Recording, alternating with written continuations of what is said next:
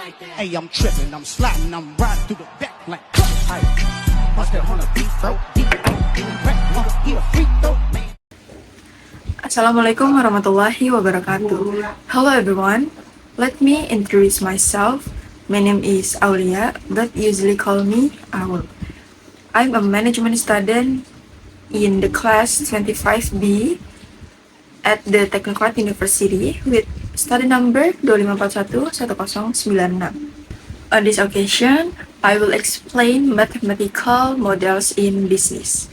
Baik, kali ini saya akan menjelaskan apa itu model matematika. Yang pertama, arti dari matematika. Matematika adalah ilmu tentang bilangan, hubungan atau bilangan, dan langkah-langkah rasional dalam menyelesaikan masalah matematika.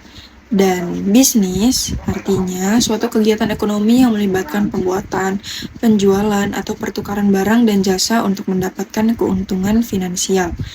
Dan dari gabungan tersebut ada matematika bisnis, dengan artian penerapan konsep matematika dan statistik untuk memecahkan masalah bisnis, seperti perhitungan keuntungan, analisis investasi, dan perencanaan keuangan. Di dalam model matematika, ada beberapa unsur yang perlu dipahami, seperti variabel.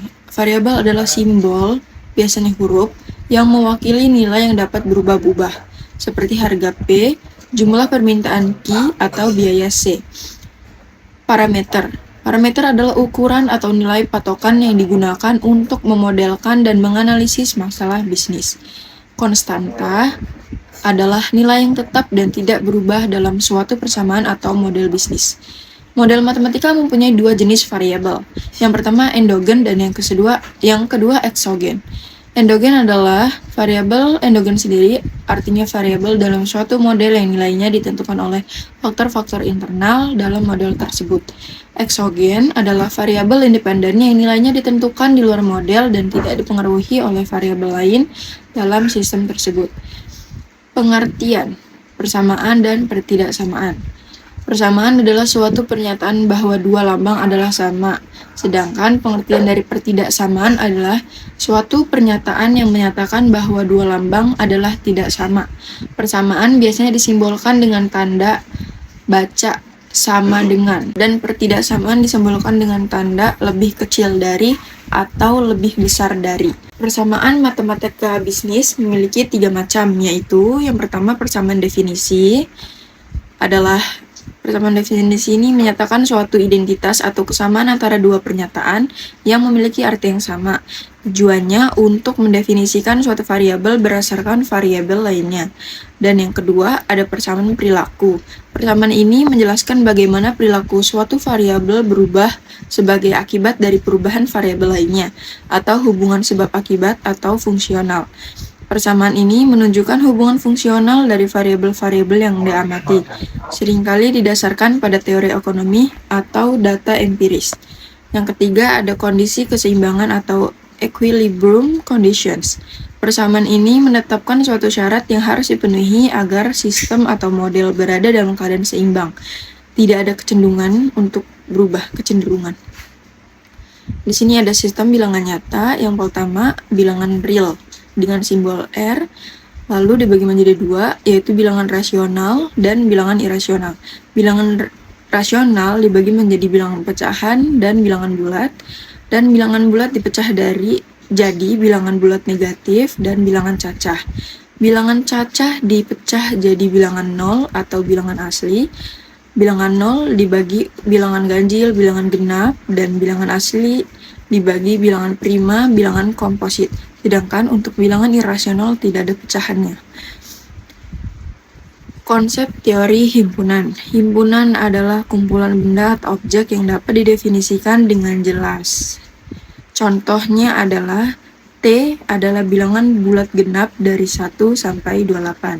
Jadi yang dihitung yang genapnya saja 2, 4, 6, 8, 10, 12 sampai seterusnya. Operasi pada himpunan terdiri dari 3 macam, yaitu irisan, gabungan, dan komplement. Irisan, pengertian dari irisan. Irisan dari dua himpunan A dan B yang dilambangkan dengan A lambang irisan, B adalah himpunan baru yang anggotanya terdiri dari semua elemen yang dimiliki bersama oleh kedua himpunan tersebut. Sederhananya, anggota irisan adalah anggota yang ada di himpunan A dan sekaligus ada di himpunan B. Intinya, jika ada anggota yang di himpunan A, itu sudah termasuk sekaligus ada di himpunan B. Contohnya, yang A ada 1, 3, 5, 7, 9. Himpunan B adalah bilangan prima antara 1 dan 10. Yang B, 2, 3, 5, 7. Irisan A, irisan B. Cari anggota yang sama-sama ada di A dan B. Antara A dan B ini dilihat mana yang sama. Di sini 3, 5, dan 7. Jadi irisannya adalah 3, 5, 7. Yang kedua, gabungan. Gabungan atau union adalah dari dua himpunan A dan B yang dilambangkan dengan A gabungan B.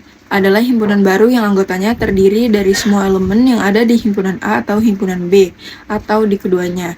Contohnya adalah sebuah toko retail memiliki 2 daftar pelanggan.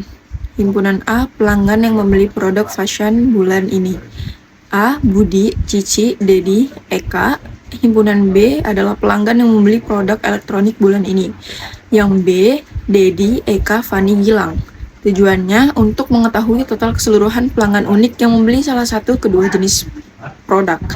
Gabungan AB, gabungan semua nama dan hilangkan duplikasi. Jadi intinya itu kita cari nama yang digabungkan antara A dan B, harus digabungin semuanya. Jadi Budi, Cici, Dedi, Eka, Fani, Gilang. Untuk Dedi dan Eka itu sudah ada pada keduanya, jadi tidak perlu dicantumkan 2 kali. Itu untuk yang gabungan. Untuk yang komplement, dalam matematika dasar, khususnya teori himpunan, komplement himpunan A yang dilambangkan dengan A C kuadrat, A atau amin adalah himpunan semua anggota himpunan semesta atau S yang bukan merupakan anggota himpunan A. Secara sederhana, komplement himpunan A adalah segala sesuatu di dalam kotak besar atau S besar yang berada di luar himpunan A. Contohnya, ada himpunan semesta S adalah bilangan cacah kurang dari 10, jadi 0 sampai 9, 10 tidak dibawa. 0, 1, 2, 3, 4, 5, 6, 7, 8, 9 adalah bilangan ganjil. Dan untuk A, 1, 3, 5, 7, 9.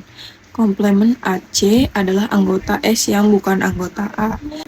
Kesimpulan untuk si komplement ini, kita ngambil dari dua himpunan itu. Untuk yang mempunyai bilangan yang sama di antara 2 himpunan itu tidak dibawa, dan kita memasukkan hanya himpunan yang tidak ada di himpunan kedua. Jadi seperti ini.